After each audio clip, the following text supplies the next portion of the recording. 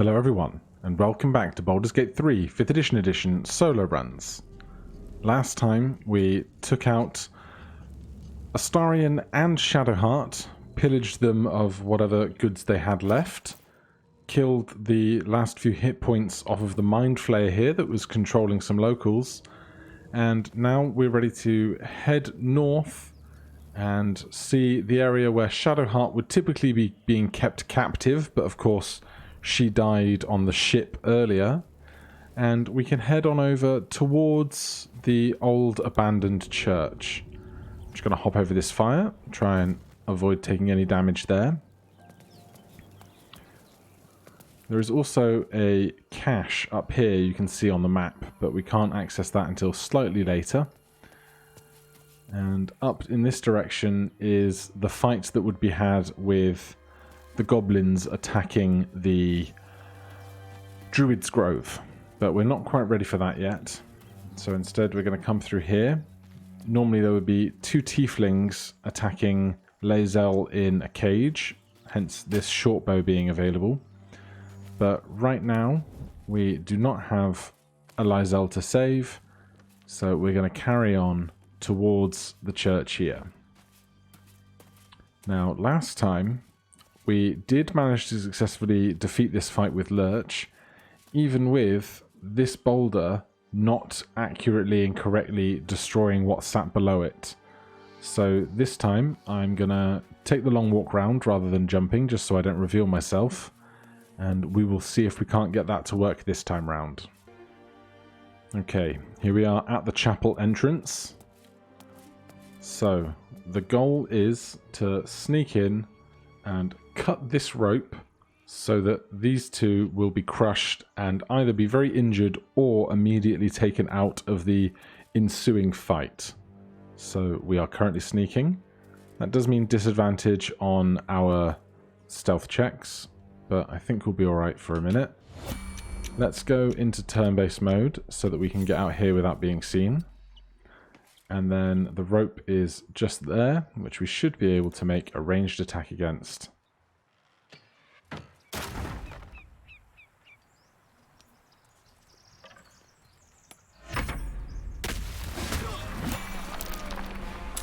Yeah, that seems to have gone far more to my expectation this time. So we are up first in the order. There's one guy up here on this crate, and there's the mage over to the right.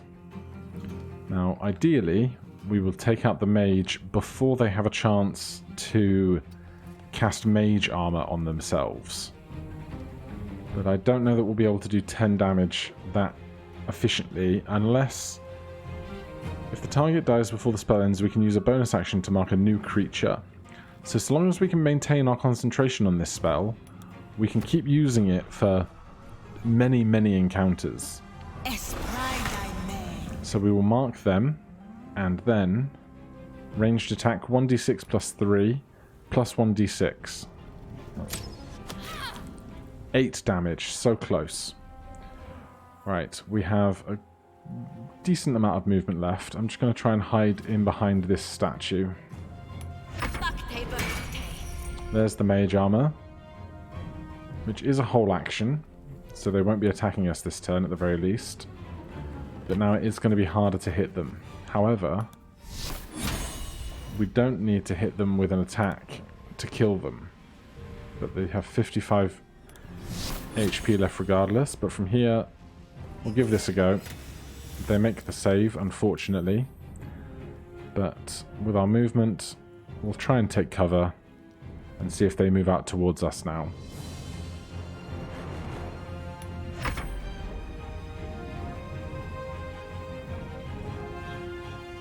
And is this person running? They are indeed. Right, so we've been covered in acid. This reduces our armor class by 2 for the duration, but does not cause us to have to make a concentration check on our spell, which is good. We'd like to kill the mage so that we can then put our hunter's mark onto this person.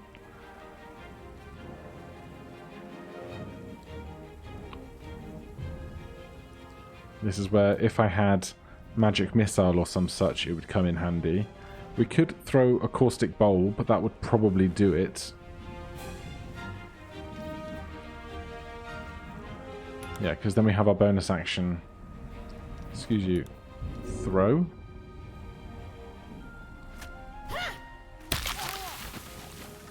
So our concentration broke, and now we can reapply Hunter's Mark to another foe. And we can't really break line of sight here away from this guy, but we can avoid standing in the puddle of acid. That will be greatly to our benefit. They're going to get some height and not attack us, which is very interesting. So we'll come out to here. Get our ranged attack for 1d6 plus 3 plus 1d6. 11 damage is great. Now I'm going to come back behind this statue as close as I can get to the acid without actually stepping in it. They're going to have to move. That is a great miss, which means we can continue concentrating on our spell. And another 11 damage. That fight is done. So, let's go around and pick up what gear we can find. Oh, we are already over encumbered. That is a shame. What we will do is we'll get the loot from these folks. Obviously, had to take damage from my own caustic brine because I'm silly. But we'll step up the cliff on the other side here and we'll use this crate as a temporary store of various goods before we go back and sell them. Because currently we do not have access to the Druid's Grove and the traders. So, we will just move a bunch of this heavy armor and so forth over here, since it's not stuff we're going to need for a while. There we go, there's a whole host of stuff stored there. Now, I'm just going to check. Currently, our ranged attack roll is +7 because of our archery fighting style. And we're using a short bow which does 1d6 piercing damage. If we swap to the light crossbow that does 1d8 piercing damage, we still have our +7 ranged attack, because it's not just regular bows, we can use crossbows. So this is going to do 1d8 piercing damage instead of 1d6, and so for now we're going to rock the light crossbow. I always neglect to think about using crossbows, but there we have it. I will take the extra damage. Now, how are we going to get into this place? We still have our Hunter's Mark concentration, which is great. We can either try the door, or we can try jumping through this hole. I think I would rather the door, because if we go through this hole and then out to the corridor, that's the corridor where there are multiple enemies, and I think coming through this door is a far better strategic situation. So let's take a bunch of this stuff. And how about this sack? Oh, a whole carrot. Lovely. We could short rest for the 4 HP, but I think we'll be alright for now. So let's try lockpicking. Our dexterity is very high as an archer. So we're through there. Let's sneak.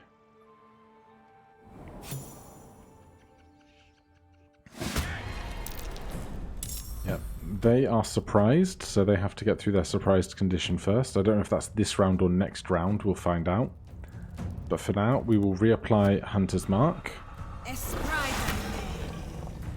And melee attack 1d8 plus 3. 10 damage of 14 is pretty good going. And that is an incredible reaction. Piercing damage on opportunity attack. 1d8 plus 3 plus 6. Character weapon damage boost. I guess that must be our Hunter's Mark, and so max damage on that. Very good. And we'll take more stuff that we can sell. Very happy about that. I'm going to skip the torches and the alcohol. That's kind of really routine stuff.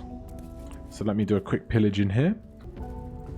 Just collected some food and water from that. So now we have the encounter through here. Now, last time I did this, I think I caused alarm, which had them all grouped far closer together. But right now, I assume they're investigating this door because of the calamity that came through it earlier. So that means that they are all surrounding this oil barrel, which is great. So, if we sneak, equip our ranged weapon. How do I dip? It's here, isn't it? If we dip our weapon so that that is on fire, stand here, and we're going to go into turn-based mode. Open this door. It's not going to open the door in turn-based mode, is it?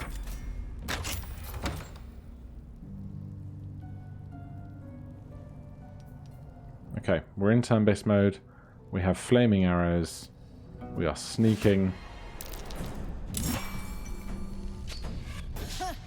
Well, I'm glad I'm high in the initiative. That's all I can say. Oh no! Our arrow isn't lit anymore.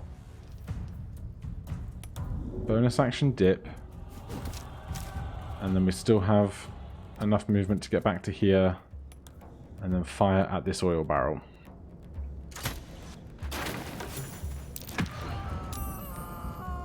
That's going to do some excellent work for us. We can stand back, close this again. And I don't think I need to do anything else for right now. Of course, the mage uses mage armor, fairly standard. This guy has dipped his club in the fire. That guy is just attacking a door. One of them has succumbed to the wounds of the fire, which is great, and it's back to us. We will open this door. Can we see this person from here? Seems we can, so reapply Hunter's Mark there. And then ranged attack for 1d8 plus 3 plus 1d4 plus 1d6. Yeah, that'll do it.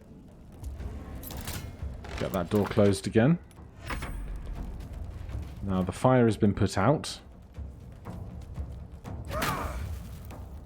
They are just attacking the door rather than pulling this switch. Not really sure why, but that's fine. So once again, we have mage armor, Hunter's Mark available to us. So let's open this door.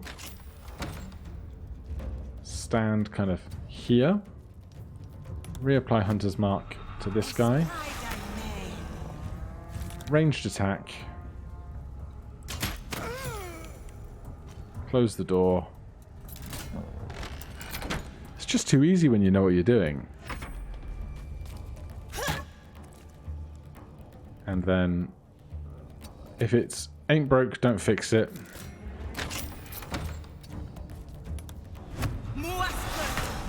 Might be slightly harder with the Hunter's Mark.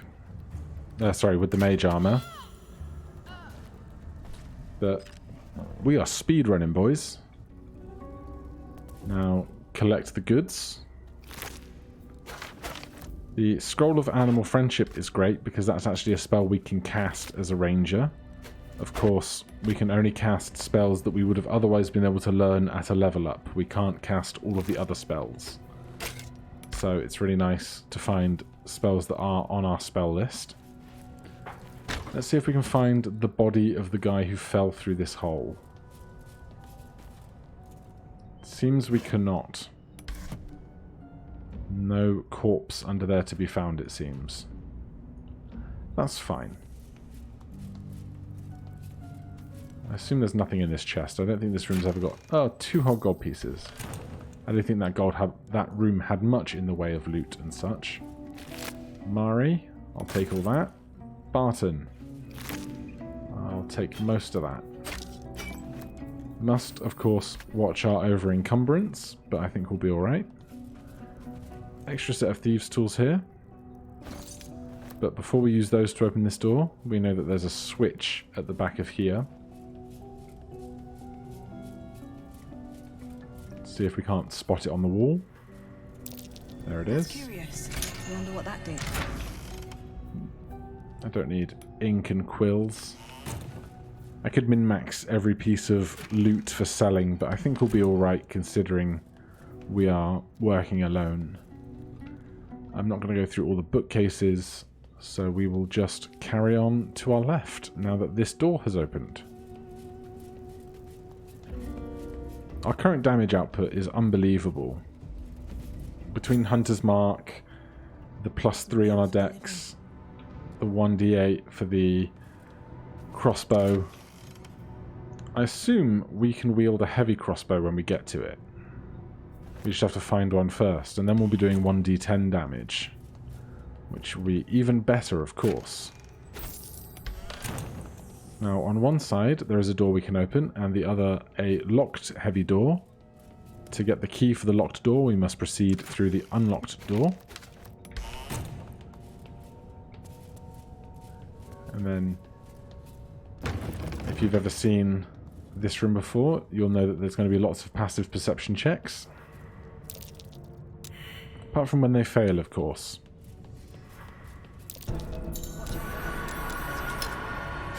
Take some extra weaponry. Now, there's a way to solve this puzzle that I've never done before that I can show off now, I think. If we put this box kind of here, and then I think there's a second crate. If we grab that one there and bring it over too.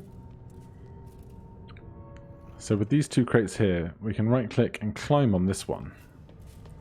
So now we're not touching the flaming stuff below. Now, are we close enough? We are. If we go into turn-based mode, take that, take that.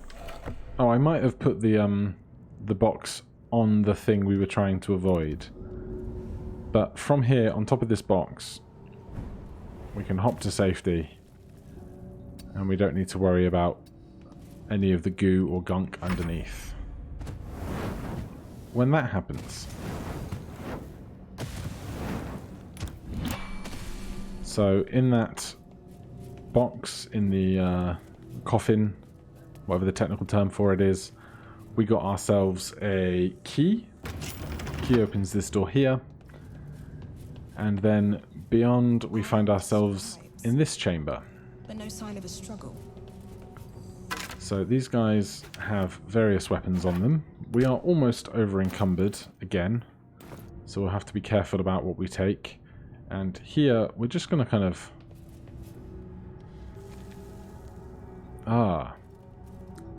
Last time I did this, evidently I had a stronger character, because I am not able to pick up and throw all of these entombed scribes. Which is going to make this fight a bit more interesting, because last time I had used the geography of pushing them all into the same location to my advantage. So first thing we'll do is go around the room and disarm everybody. Okay, everyone has been disarmed. Now, in order to instigate this fight, we need to push a button that's just over here. And that's going to mean we're not going to have an escape route, effectively. Which is going to be a shame. We do have 5 bottles of grease, and that is a lot. And what we can do with grease is throw it and make a great big puddle on the ground that we can then light. We would need a fire source like this that we can dip our bow into again, or we can throw something like Alchemist's fire. But we are going to need some kind of ignition source in order to light the grease. So, join me next time, where we will see if we can't take out 5 undead all alone, just ourselves, our bow, and maybe, you know, like a frog or something. Thank you ever so much for watching. If you're enjoying the series, please do consider subscribing. If you'd like to, please press that like button. If you did enjoy this video, it does mean a lot to me. Otherwise, if you have any questions or comments, feel free to put them in the comments below. I'll endeavour to answer each and every one of them. Thank you ever so much for watching. I hope you're having a great day. I'll see you in the next one. Cheers.